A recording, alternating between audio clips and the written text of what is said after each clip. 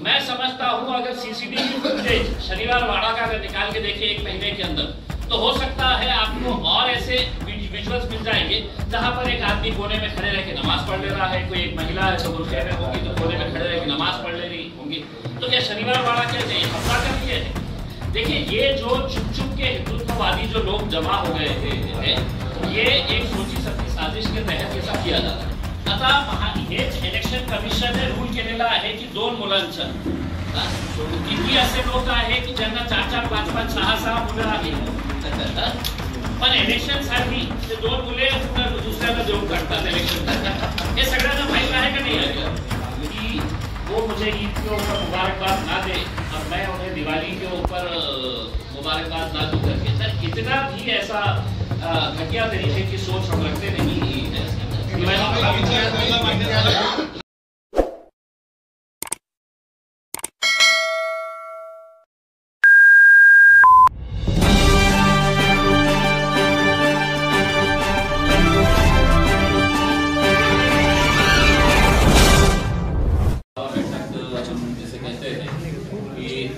मुंबई छोड़कर महाराष्ट्र के पूरे जिले के जितने भी पदाधिकारी हैं उन सभी को बुलाया गया था।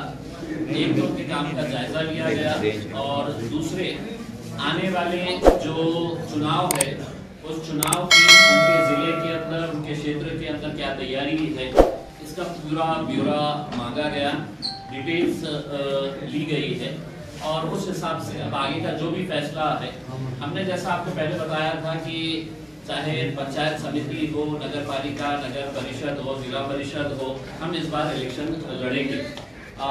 वहाँ पे स्थानिक लेवल के ऊपर किसके साथ गठबंधन हो सकता है या नहीं हो सकता है, या हम वहाँ पर अकेले लड़ने वाले हैं, ये तमाम बातों के ऊपर चर्चा की गई।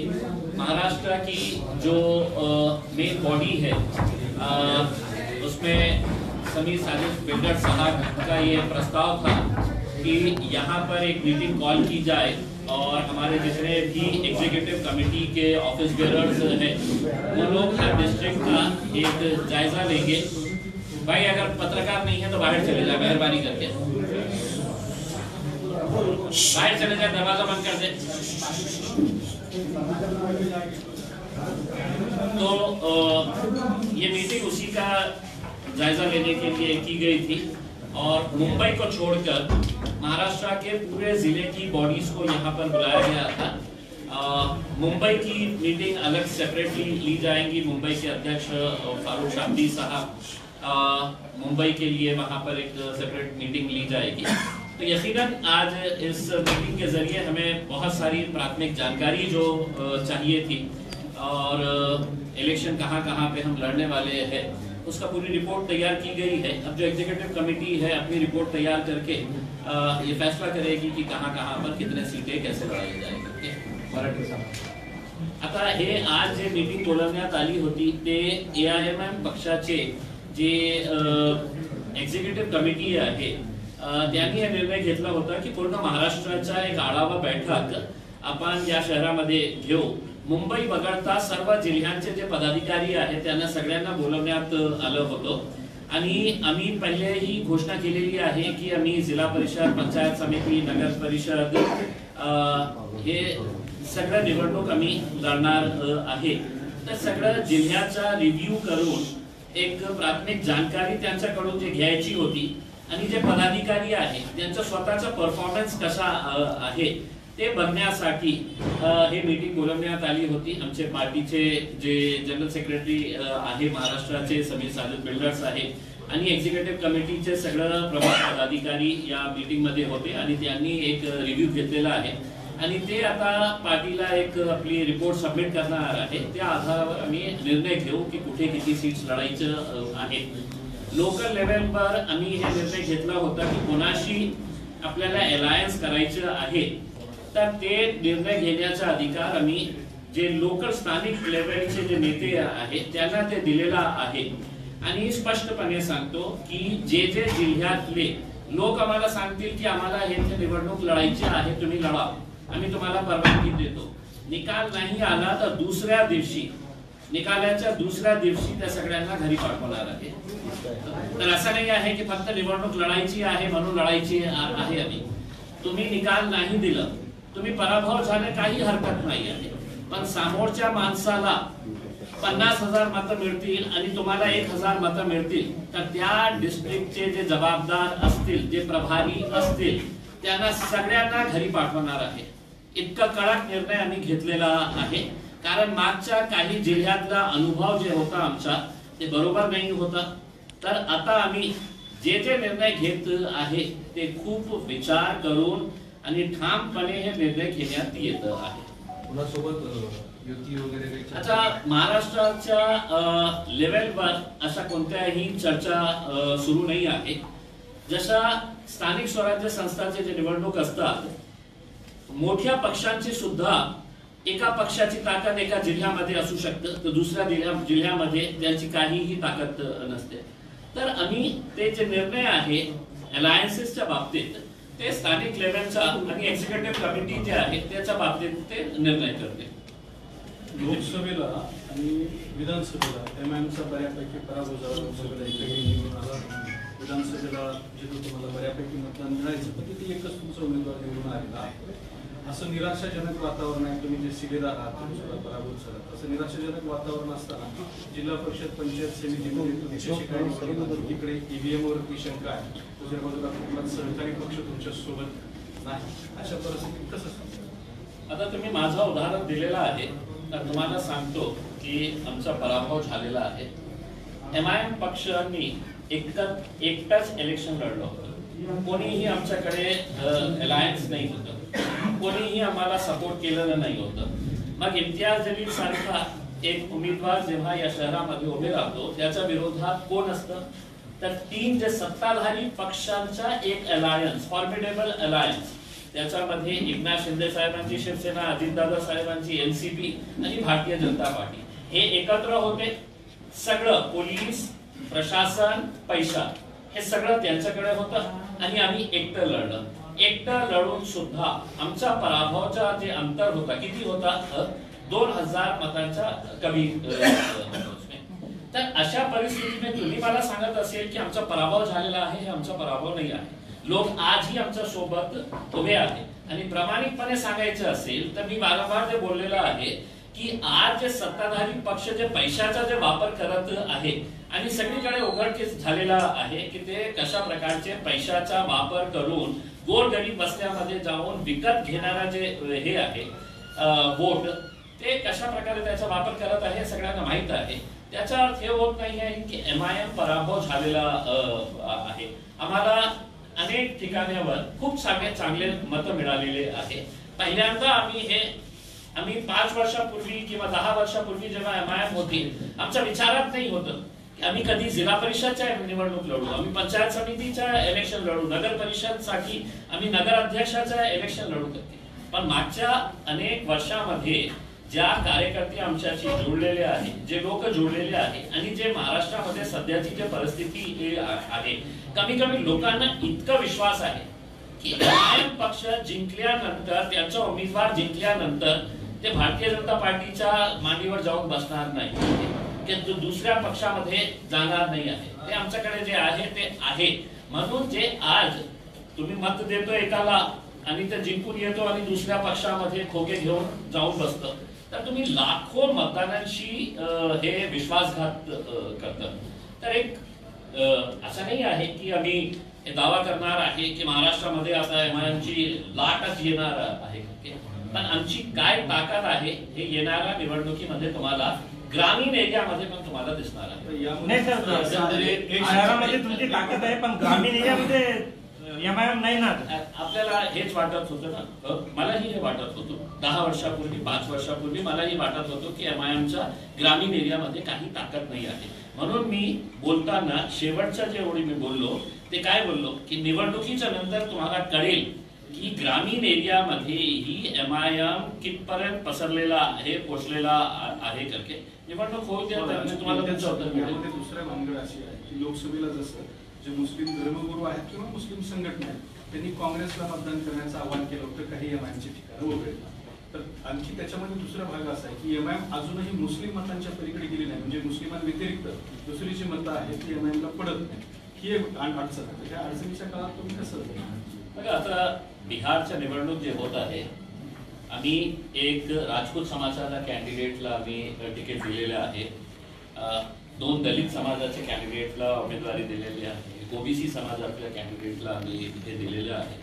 आणि आपल्या शहराच्या बाबतीत बोलायचं असेल तर या शहरामध्येही जेव्हा आम्ही पहिल्यांदा निवडणूक लढली तर किती आम्हाला एससी कॅन्डिडेट्स आम्हाला जिंकून आले होते, ओबीसी महिला आमच्या पार्टीतून निवडून आली होती. हे मी 10 वर्षापूर्वीची गोष्ट बोलतो आपल्याला.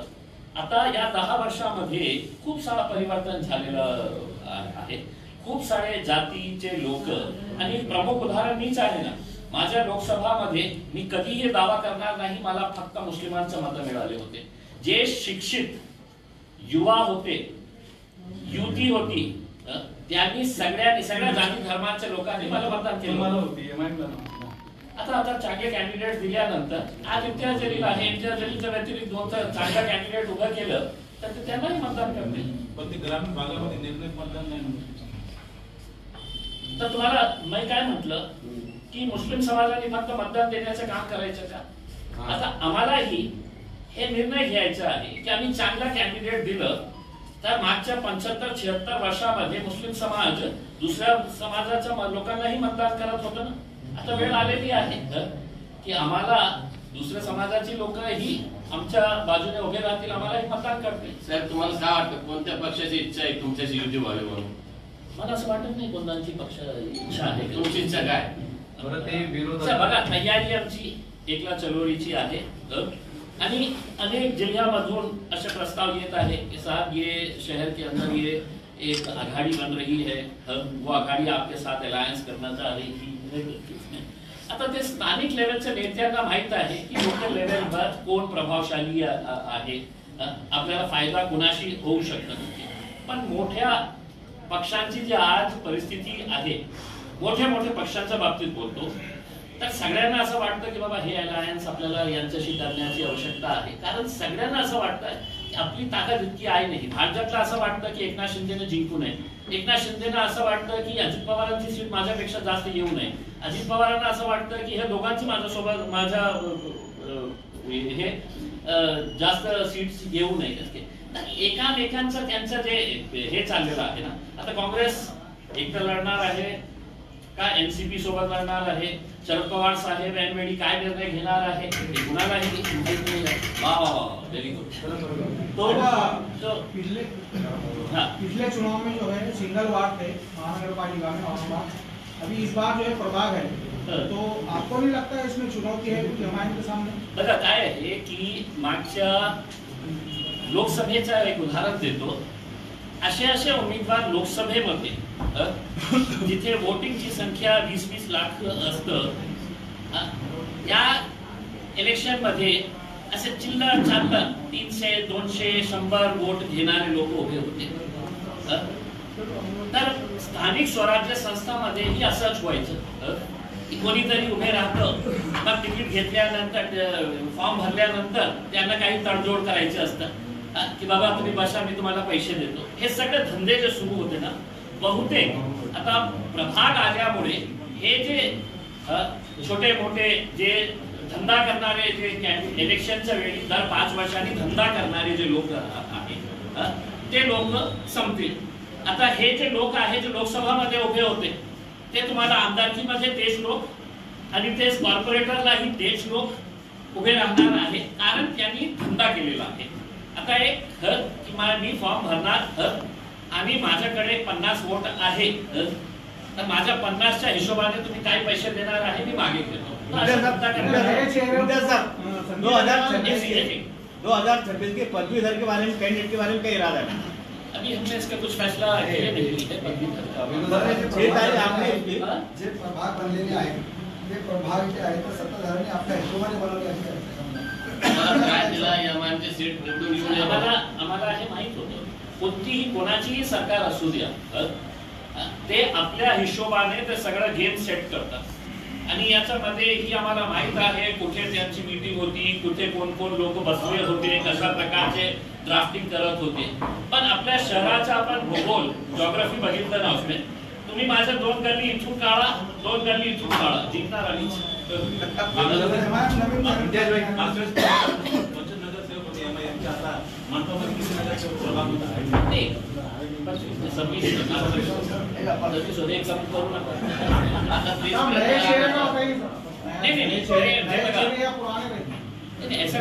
ऐसा नहीं है की मतलब सगळ्या राजनीतिक पक्ष जेव्हा निवडणूक लढतं ना, त्यांचा लढण्याचा एकच उद्देश असतो की जास्तीत जास्त सीट्स निवडून आणायचे. आता आमच्यापैकी चांगले कॅन्डिडेट्स आहेत, चांगले कॉर्पोरेटर्स आहेत, ज्यांनी चांगलं काम केलेलं आहे आणि ज्यांनी नाही केलेलं आहे, बहुतांश त्यांना मी बाहेर काढलेलं आहे ऑलरेडी. मतदार एक प्रश्न असा आहे, कराडपासून तर केनेकरपर्यंत नेत्याचे मुलं उभं राहणार आहे, तुमचा मुलगा उभं राहणार आहे? माझा मुलगा नाही, माझा मुलगा कॉर्पोरेटरसाठी नाही, आमदारकीसाठी नाही, खासदारकीसाठी नाही. कारण आजच्या घाणेरड्या राजनीतीमध्ये माझा स्वतः एक पिता म्हणून माझी इच्छा आहे की माझा मुलगा या राजनीतिच्या घाणेरड्या राजनीतीमध्ये येऊ नये. दुसऱ्यांची मुलं बरी उभे करताय. त्यांचा घराणेशाही आहे, त्यांचा घराणेशाही झालेली आहे. नाही, तुम्ही तिकीट वाटणार ना उद्या जिल्हा परिषद म्हणजे हजारो लोकांना, हजारो तरुणांना, हजारो मुलांना तुम्ही रिंगणात उभे करणार, पण स्वतःचा मुलगा मात्र नको. माझा स्वतःचा. आता कोणाच्या वडिलांना असं वाटत असेल की माझ्या मुलाला मी किती घाणेरडी असू द्या, मला राजनीतीमध्ये आणायचं आहे, त्यांचं निर्णय. माझा एक पालक म्हणून बोलतो मी माझ्या पक्षाचा अध्यक्ष आहात नाही, तुम्ही सगळ्यांचे पालक आहात तुमच्या पक्षात. नाही, मी माझ्या बाबतीत मी व्यक्तिगत सांगितलेलं आहे, व्यक्तिगत मी माझा निर्णय घेतलेला आहे की माझ्या मुलांनी येऊ नये राजनीतीमध्ये. खूप घाणेरड्या, खूप खालच्या लेवलवर आपण महाराष्ट्रामध्ये राजनीती बघत आहे आणि दुर्दैवाने हे बॅक टू वर्स पर्यंत जाणार आहे. आता आपण जे बघत आहे ना ते खूप याच्यापेक्षा वाईट होणार आहे. बोगस याद्या किंवा डबल नावं किंवा मतदार आणले जाते, हे सगळे चर्चा आहे. एमआयएम पक्षाची या सगळ्याबाबत काय भूमिका काय आहे की मी स्वतः मागच्या आठवड्यात जेव्हा स्टेट इलेक्शन कमिशनरने मीटिंग कॉल केली होती सगळ्या राजनैतिक पक्षांचे एक प्रतिनिधींना, तर मी स्वतः त्या मीटिंग मध्ये गेलो होतो आणि तेच इलेक्शन कमिशनर वारंवार असा सिद्ध करण्याचा प्रयत्न करत होतो की आमच्या इलेक्शन किती फ्री अँड फेअर आहे. मी त्यांना एक उदाहरण दिलं की माझ्या शहरामध्ये आता महानगरपालिकेच्या इलेक्शनच्या संदर्भात एक असा कॅन्डिडेट आहे की ज्यांनी एक इलेक्शन SC सर्टिफिकेटवर इलेक्शन लढलं, दुसरा इलेक्शन त्यांनी ओबीसीच्या सर्टिफिकेटवर लढलं, तिसरा इलेक्शन त्यांनी इंडिपेंडंट म्हणून इलेक्शन लढलं. आणि जेव्हा त्यांची तक्रार इलेक्शन कमिशन गेटकडे गेली तर इलेक्शन कमिशनने सांगितलं की हे जबाबदारी महानगरपालिकेची होती. महानगरपालिका हे बोलत होती की नाही आम्ही फक्त एक्झिक्यूट करणारे आहे, निर्णय घेणार आहे इलेक्शन कमिशन. तर मी म्हटलं की जोपर्यंत तुम्ही या प्रकारचा निर्णय घेत नाही, आता हेच इलेक्शन कमिशनने रूल केलेला आहे की 2 मुलांचं किती असे लोक आहे की ज्यांना 4-4, 5-5, 6-6 मुलं आहेत, पण इलेक्शन साठी ते 2 मुले दुसऱ्याला देऊन टाकतात इलेक्शन. हे सगळ्यांना माहित आहे का नाही? तर जोपर्यंत इलेक्शन कमिशन याच्या बाबतीत गांभीर्याने निर्णय घेत नाही, ऍक्शन घेत नाही, अशा प्रकारचे मी स्पष्टपणे इलेक्शन कमिशनरला त्या मीटिंग मध्ये सांगितलं की लोकांना माहित आहे की काही असू द्या आम्ही निवडणूक लढणार आणि निवडणूक लढल्यानंतर माझ्या विरोधकांनी कोर्टामध्ये गेलं तर 5 वर्ष 6 वर्ष असंच जाणार आहे कोर्टामध्ये, तोपर्यंत तो एन्जॉय करतील.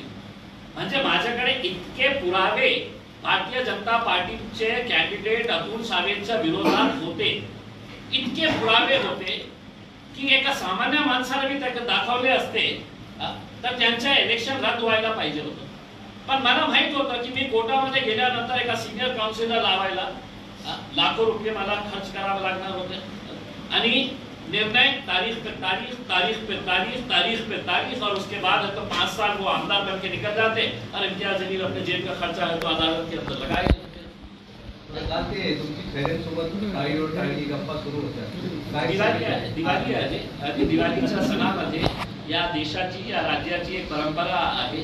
ठीक आहे, राजनीतिक मतभेद आहे ते राहणार, आपले पॉलिटिकल आयडिओलॉजिकल डिफरन्सेस जे आहेत ते राहणार, पण याचा अर्थ हे नाही आहे की वो मुझे ईद के ऊपर मुबारकबाद ना दे और मैं उन्हें दिवाली के ऊपर मुबारकबाद ना दूं करके, सर इतना भी ऐसा घटिया तरीके की सोच हम रखते नहीं है।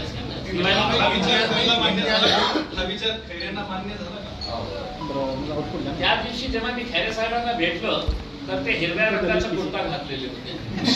मला सर ये कितना रंग आपके ऊपर कितना अच्छा लग रहा है करके। म्हणजे आप तुम्ही समोरच्या माणसाला कशा आपल्या एक संदेश देतो। ठीक आहे, राजनीतिक जे भांडण आहे तो सुरू राहणार आहे। इंटरव्ह्यू महाआघाडीमध्ये मनसेला प्रवेश दिला, एमआयएमचा प्रवेश आता काय आहे की मी जेव्हा आम्ही सुरुवातीपासून हे बोलतो की एमआयएम पक्ष इज लाईक अनटचेबल, अछूत आहे। आम्ही कोणी आम्हाला हात लावायला तयार नाही आहे। बिहारमध्ये आम्ही 5 सीट जिंकलो होतो आणि 5 सीट जिंकल्यानंतर आम्ही यावेळी इंडिया अलायन्सला मागितलं होतं फक्त 6 सीट्स। आम्ही तुम्हाला 6 सीट द्या, जे जिंकलेले 5 सीट्स आहे आमचे, आणि एक ऍडिशनल सीट जिथे आम्ही 2 नंबरवर आले होते ते द्यायला तयार नाही होते। आम्ही वारंवार चिठ्ठ्या दिले, वारंवार त्यांच्या घरी जाऊन पत्रकार परिषद घेऊन आपल्या मार्फत त्यांना सांगितलं की आम्हाला फक्त 6 सीट्स द्या। त्यांनी म्हटलं तुमची ताकदच नाही आहे, काही आम्ही देणारच नाही आहे, आम्ही कुणालाही घेणार आहे। जे कट्टर जातीवादी पक्ष आहे त्यांच्या सोबत आम्ही घेणार, पण तुम्हाला घेणार नाही। आता एमआयएम किती सीट्स लढत आहे? 30 सीट्स लढत आहे। आता उद्या तुम्हाला फटका बसेल, तुम्हाला काही झालं तर पुन्हा आमच्या नावाने राडा करू नका। हमारे नाम के ऊपर मातम करो मत। हमने तो पहले ही बोल दिए थे कि 6 सीट्स हम लड़ने वाले हैं करके। आता हे सगळे जे लोक आहे ना, राज साहेबांचे भाषण आहे का की काँग्रेसवर कसा तुटून पडत होते ते, एकदा भारतीय जनता पार्टीचे नरेंद्र मोदी साहेबांच्या बाबतीत कितीही चांगलं बोलत होते, नंतर किती वाईट बोलत होते। आता हे सगळे लोक एकत्र येणार आहे कारण त्यांना सगळ्यांना माहित आहे कि अकेले में हमारी कोई ताकत नहीं है, हमको किसी ना किसी का सहारा लगेगा करके। अगर हिम्मत कर रहा है कोई आज के दिन कि अकेले लड़ने की ताकत हमारे में है तो वो AIMIM। तुम्ही बिहारचा किस्सा सांगितला, 30 सीट आणि 5-6 सीट। तुमची प्रकरण घेणाऱ्या अशा एका पक्षाला धडा शिकवण्याच्या नादात तुम्ही दुश्मनांचे हात बळकट करताय। आम्ही ठेका नाही घेतलेला आहे। आमच्यासाठी जे भाजप आहे तेच काँग्रेस आहे, तेच RJD आहे। मुस्लिमांचं पॉप्युलेशन तुम्ही बघितलं बिहारमध्ये तर तुम्ही एक ठीक आहे सोडून द्या की जे 5 सीट्स आम्ही समजा एकही सीट जिंकलं नसतं आणि आम्ही 6 सीट्स मागितलं असतं तर कोणीही आम्हाला हाकलून दिलं असतं की तुमची ताकदच नाही आहे। इथे आम्ही 5 सीट जिंकलेले आहे आणि 6 मागत आहे आम्ही, तर तुम्ही तेही द्यायला तयार नाही आहे आणि तुम्ही आम्हाला हे म्हणणार आहे। RJDचे प्रमुख जे आहे तेजस्वी त्यांनी म्हटलं होतं की अगर आपको भाजप को अगर हराना है तो आप इलेक्शन ही मत लढो करके। म्हणजे असा सुझाव आम्ही काय गोट्या खेळण्यासाठी आलेले आहे। आता 30 सीट्स आहे, आम्ही जाणार बिहारला। शहरात 12 पत्रकार इच्छुक आहे तुमच्याकडून तिकिटासाठी, किती लोकांना देणार? लिस्ट पाठवा मला। एक पत्रकाराचं तर मला माहित आहे व्हायरल करत आहे तुम्ही, आणि त्याला फक्त कॉर्पोरेटला मी तुम्ही त्यांना महापौर करून टाकलेले आहे। मला तिकीट नाही 2 भाग होतील त्याच्यात, तुम्ही तिकीट नाही दिले 2 भाग होतील त्याच्यात, मला माहित आहे।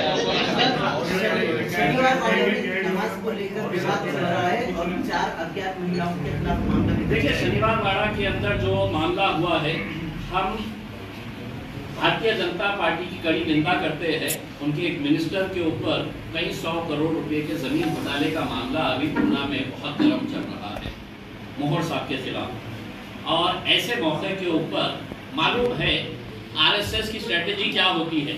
जब मुद्दा एक होता है तो फौरन एक नया मुद्दा तैयार कर दिया जाता है और पूरा का पूरा मीडिया है तो उसकी तरफ है तो कैमरे को घुमा दिया जाता है। इसमें यही चाल इस बार भी खेली गई है कि वो जो MLA MP है राज्यसभा की मेधा कुलकर्णी, इतने सालों से, मैं खुद 12 साल पूना में रहा हूँ, उसमें शनिवार वाड़ा कई मरतबा गए हैं। वो जो वहाँ पर एक दरगाह है कई सालों से है, मतलब वहाँ के रहने वाले लोगों से अगर पूछेंगे आप 60 साल का तो वो बताएगा आपको कि मेरे पैदाइश से मैंने तो दरगाह देखा है। अचानक अशा प्रकारचा हल्लडबाजी करणं आणि कारण काय होतं, एक 4 महिलापैकी दो महिलाओं ने नमाज पढ़े है। अब नमाज पढ़ने का मतलब ये है कि तमाम जाति, धर्म और मजहब के लोगों ने उनसे सीख लेना चाहिए था कि हम कहीं पर भी रहो, हम बाजार में रहो, हम फ्लाइट में रहो, ट्रेन में रहो, या हम शनिवार वाड़ा के लॉन के अंदर गए हो, नमाज का वक्त हुआ और उन्होंने नमाज पढ़े वहां पर, क्या गुनाह किए उन्होंने, ये बताइए।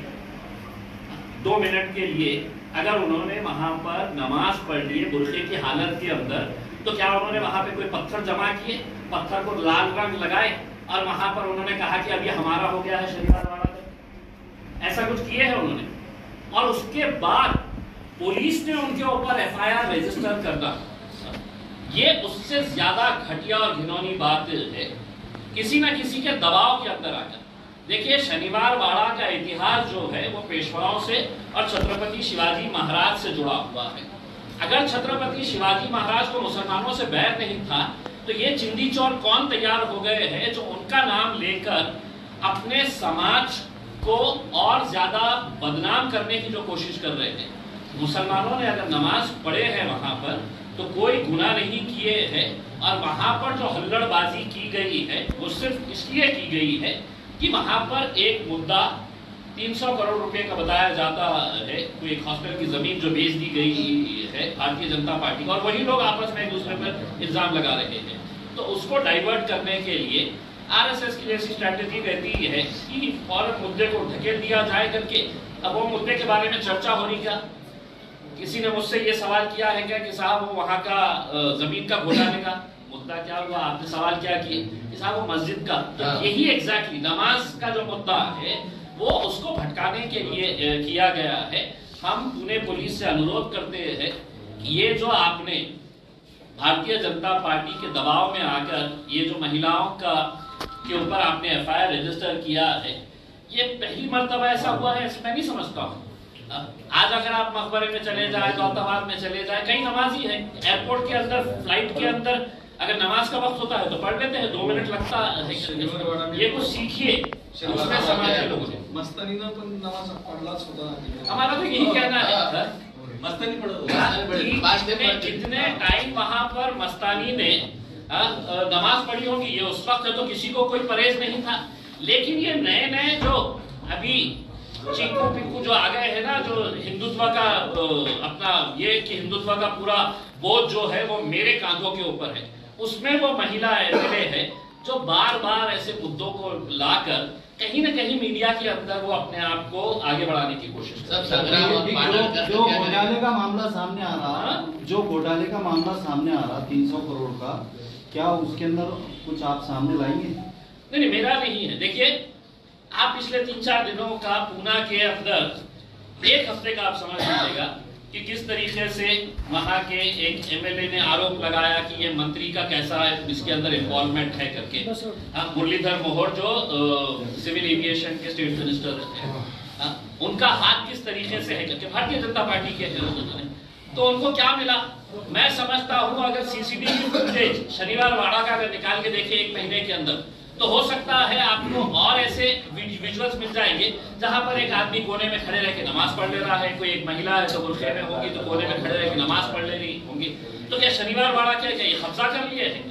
देखिए, ये जो चुप चुप के हिंदुत्ववादी जो लोग जमा हो गए हैं, ये एक सोची समझी साजिश के तहत ये सब किया जा रहा है।